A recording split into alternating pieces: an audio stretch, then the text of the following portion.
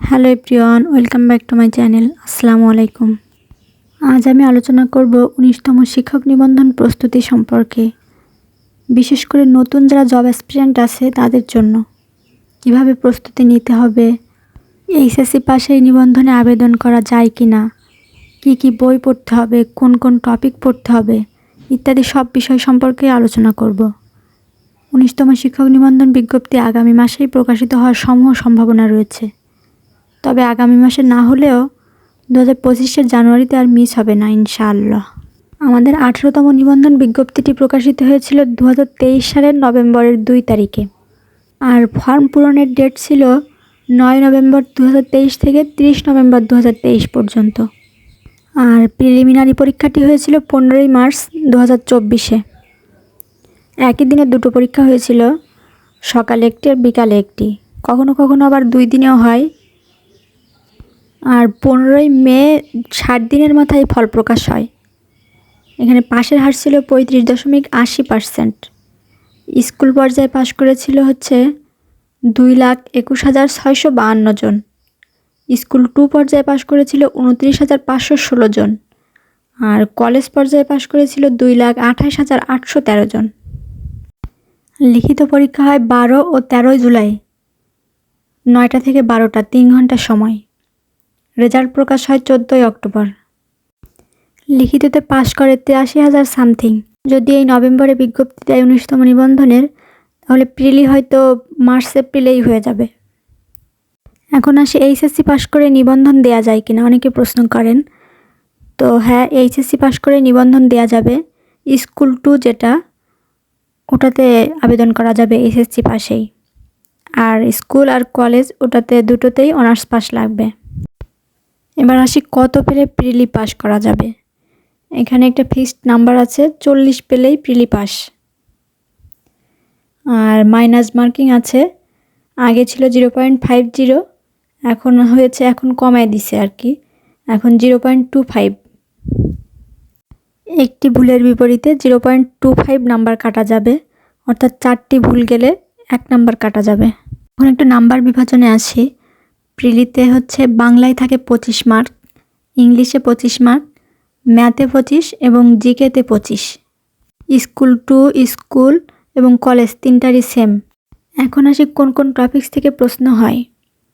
প্রিলির সিলেবাসের ক্ষেত্রে school 2, college সবগুলো প্রায় একই।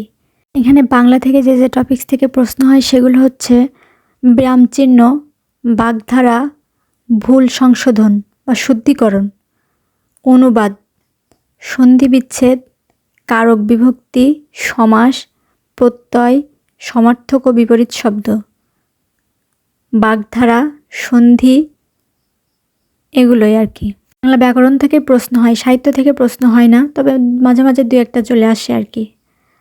আর ইংরেজি 25 মার্কের মধ্যে আছে হচ্ছে parts of speech, right form of verb, tense, preposition, verb, gerund, participle, number, gender, voice change, narration, correction, spelling, synonym, antonym, idioms and phrase, one word substitution, প্রভাব, ট্রান্সলেশন, এই প্রভাব ট্রান্সলেশন মাস্ট থাকবেই, ডিগ্রি, আর্টিকেল, ক্লজ, এগুলো থেকেই প্রশ্ন হয়।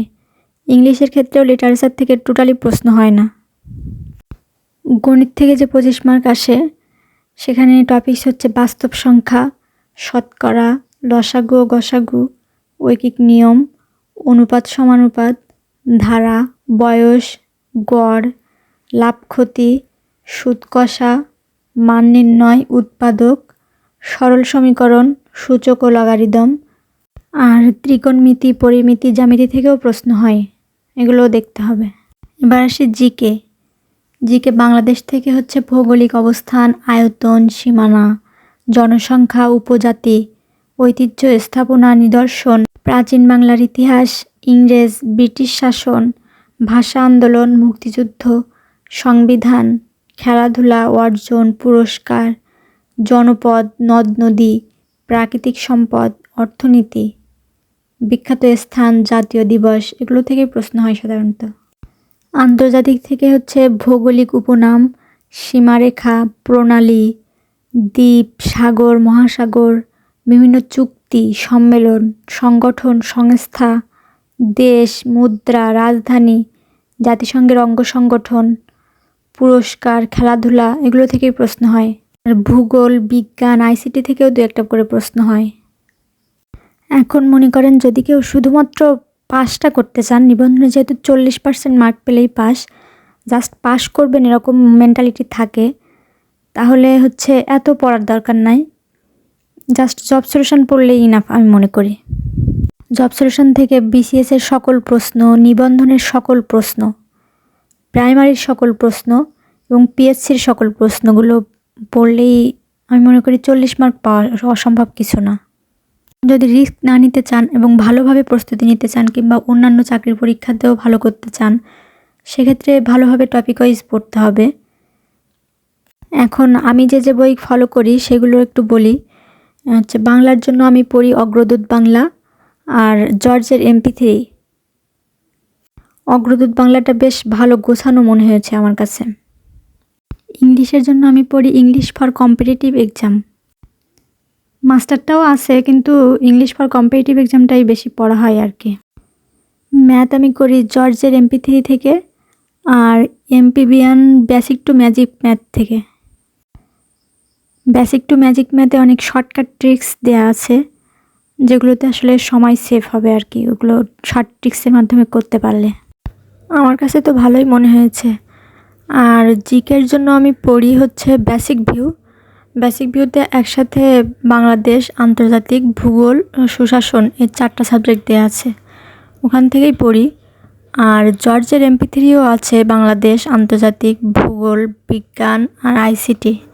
মোট কথা জর্জের এক সেট বই আমার কাছে আছে, আপনারা এক সেট বই কিনে রাখতে পারেন জর্জের। এবার আসে লিখিত প্রস্তুতি। লিখিততে ভালো করতে হলে আসলে প্রিলির আগে থেকেই আমার মনে হয় রিটেন প্রস্তুতি নেওয়া উচিত, কারণ প্রিলিতে অল্প পড়লেই হয়ে যায়, কিন্তু লিখিততে পাশ করা আসলে অনেক বেশি কঠিন। কিছু কিছু সাবজেক্টের ক্ষেত্রে আবার অনেক সহজ আছে, কিন্তু আবার বেশ কিছু সাবজেক্টের ক্ষেত্রে খুব বেশি কঠিন। আমি আমার 2বার রিটেন পরীক্ষার অভিজ্ঞতা থেকে বলছি। লিখিত প্রস্তুতির জন্য সাহায্যকারী যে কোনো একটি সিরিজের বই কিনে আর বাকি 9, 10, 11, 12 এবং অনার্সের যত বই আছে ওখান থেকে নোট করে পড়তে পারলে খুব ভালো হবে আর কি। শুধু পড়লেই হবে না, লিখিতের জন্য আসলে প্র্যাকটিস করতে হবে, লেখার জন্য পড়তে হবে এবং লিখতে হবে সাথে। এতেও খুব সুন্দর করে প্রেজেন্ট করতে হবে, কারণ আপনি একজন স্কুল টিচার হবেন কিংবা কলেজের প্রভাষক হবেন, আপনি অন্যদেরকে শেখাবেন, সেক্ষেত্রে আপনার লেখাটা সুন্দরভাবে উপস্থাপন করতে হবে। অনেকেই প্রশ্ন করেন যে কত পেলে রিটেনে পাশ করা যাবে। এরকম আসলে নির্দিষ্ট কোনো মার্ক নাই। এরকম হতে পারে যে মনে করেন 100 জন স্টুডেন্ট নেবে, তো সেক্ষেত্রে সর্বোচ্চ মার্কধারী 100 জনকেই নেবে, এরকম আর কি। দেখা যাচ্ছে যে স্কুলের ক্ষেত্রে বাংলায় 40, 45 বা 50 পেলে পাস।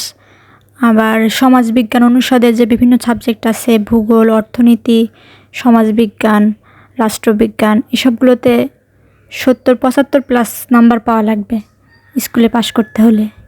আর ভাইবার ক্ষেত্রে নিবন্ধনে আসলে ভাইবাতে ফেল করানো হয় না সেরকম, মানে কাগজপত্রের ত্রুটি কিংবা খারাপ ব্যবহার ছাড়া ভাইবাতে ফেল করানো হয় না।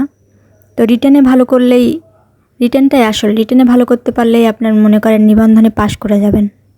আমার মনে হয় রিটেনটাকে বেশি গুরুত্ব দেওয়া উচিত, তবে প্রিলিটাকেও আসলে হেলাফেলা করা উচিত নয়, কারণ প্রিলি পাস করার পরেই তবে আপনি রিটেন দেওয়ার অনুমতি পাবেন। প্রিলি পাস করতে না পারলে তো আপনি রিটেন দিতেই পারবেন না। প্রিলিটাকেও অবশ্যই গুরুত্বের সাথে দেখা উচিত বা পড়া উচিত সেভাবে। সবাই ভালো থাকবেন, ভিডিওটিতে একটি লাইক এবং সাবস্ক্রাইব করে পাশে থাকবেন। আসসালামু আলাইকুম।